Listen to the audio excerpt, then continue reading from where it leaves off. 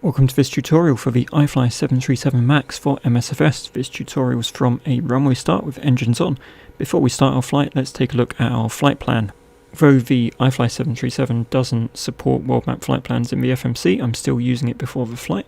This allows me to see my route before the flight and make sure that what I'm planning is sensible.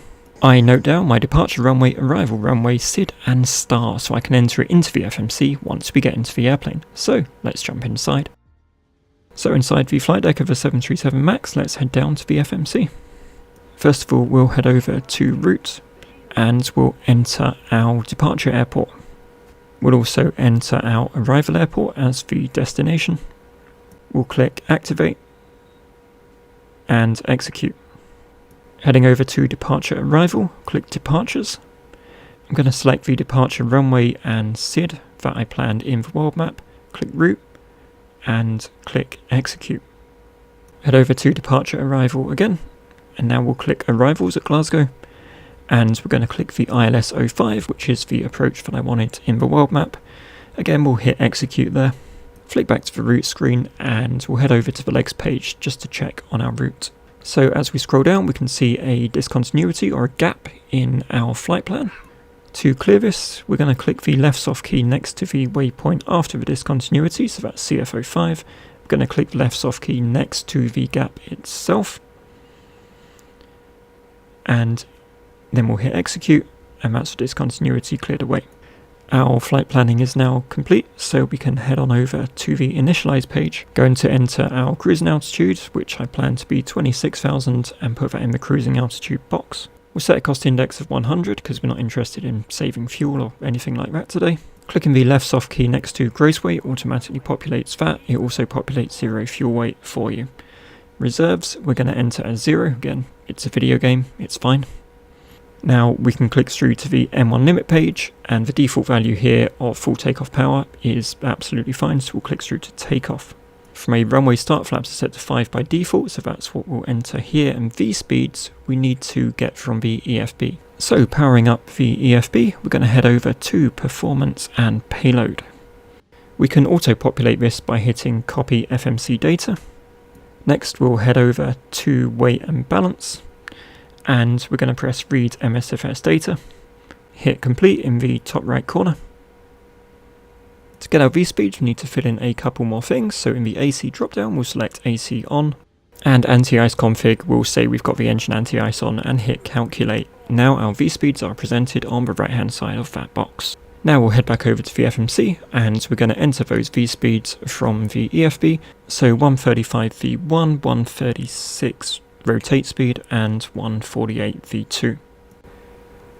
And we'll hit execute. The FMC will now display pre-flight complete, and we can move on to the autopilot panel.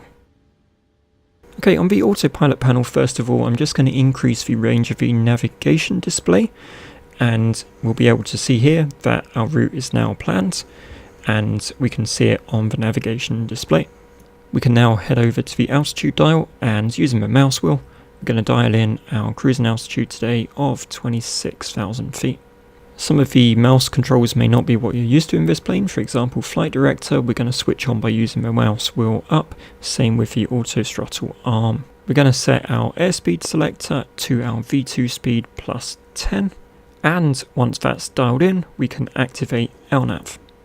We'll now flick on the flight director on the right hand side, on the pilot not flying side.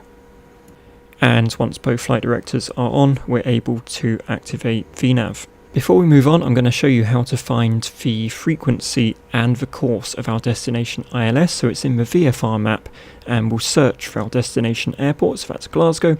And if you scroll down here, you'll be able to see ILS 05, course of 48 degrees and frequency displayed on my right. So on the pedestal of the airplane, we've got two ILS frequency panels. We're going to switch from mode to ILS, and that's already been done on the left. And we'll now enter the ILS frequency that we got from the VFR maps and switch it over to be the primary frequency, and we're going to do that on both sides. On the autopilot panel, we're going to dial in the course of the ILS, so that's 048 on the pilot and pilot not flying side. You can see here I make a small mistake and enter 046 instead of 048, but I correct that later on in the flight. Okay, so the parking brake off is default, it's time for takeoff. We'll go throttles fully forward. Pull back on the yoke at your rotate speed. And once you have positive rate, the landing gear can come up. As soon as you're above 400 feet, activate the autopilot. The airplane will now start to follow your flight plan, and it will also follow its VNAV path towards the cruising altitude. Let's take a look at the speed tape on the left hand side of the PFD. You'll see there are flap markers. So as the speed tape reaches each flap marker, for example we've just reached flap marker number 1, that's when we're going to decrease our flaps to number 1. When the speed reaches the flap marker up, that's when we would retract the flaps entirely. You'll notice at some points during the climb the airplane will probably level off before resuming its climb automatically. That's because it will be obeying an altitude constraint in a SID or a STAR on the flight plan. So I'll kick this back to the VNAV page and we'll cut to the airplane automatically resuming its climb once it's cleared for altitude constraint. So I'm going to zoom in the navigation display a little bit here and we'll see a green icon for top of climb. That's showing us when the airplane will reach its cruising altitude. When you pass through transition altitude in your country, the barometric pressure icon will turn orange, so we'll just tap the dial here to set that to standard pressure.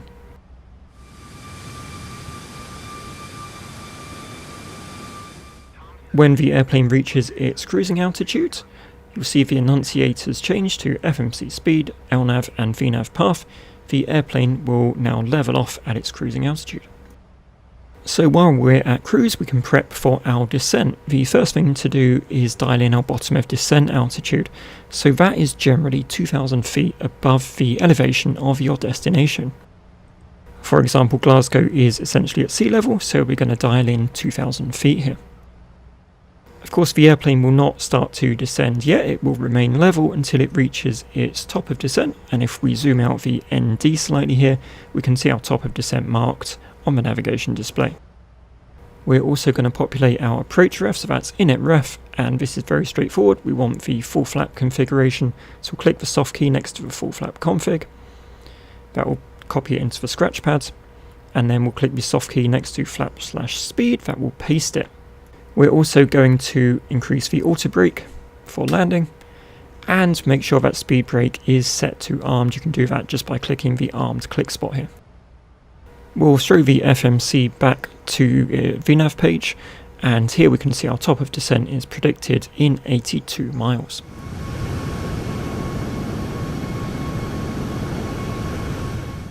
At top of descent, the VNAV page will change from cruise to descent. The airplane will automatically back off the throttle and nose down slightly as it begins its descent.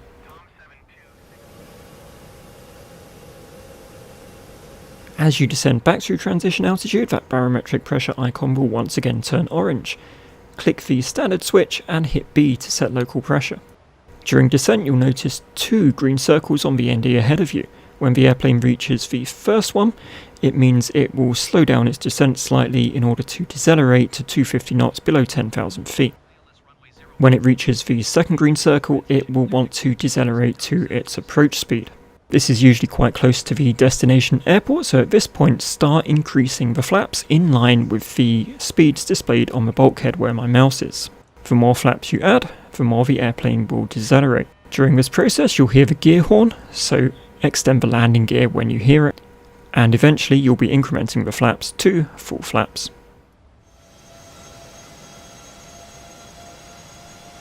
So we're pretty close to our destination airport and we've completed our decel. Once the ILS info is displayed on the PFD in white text, and we're a few miles out from turning on to final, activate the VOR localizer mode. You'll see the localizer arm in white on the PFD. Once the airplane's established on the localizer, you'll see a green localizer annunciator. At this point you can press approach. Shortly afterwards you'll see the glide slope annunciator, and now if you want the airplane to auto land you can activate the second autopilot. It's at this point I got an error message on the FMC because I hadn't inserted the course correctly. As I said earlier, I entered 046 not 048. So I went up to the autopilot panel and corrected it. I left this in because if you get the same message you'll now know what to do. So with both autopilots active at 1400 feet, you'll get a land street annunciator, meaning the airplane will auto-land. 100. During the auto-land process, 50, 40, 30, 20, 10. The airplane automatically flares the nose, backs off the throttle, and applies the auto brakes on touchdown, and it also manages the lateral movement on rollout.